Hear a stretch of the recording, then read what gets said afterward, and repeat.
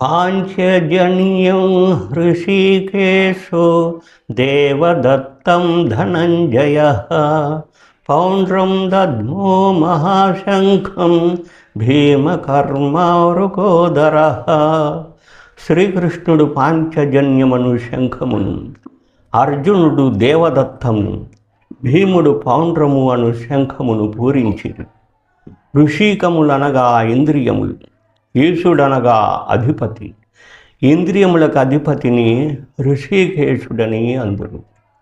భగవానుడు ఇంద్రియములకు అధీశ్వరుడు మరియు హర్ష సుఖ పరమైశ్వర్యములకు నిదానమైన వాడు కూడా అగుటచే అతనికి ఋషికేశుడని పేరు ఏర్పడెను. ఉత్తరాఖండలో గంగానది తీరమున గల ఆధ్యాత్మిక నగరానికి ఋషికేశ్ అని పేరు దీనివలనే కలిగినది.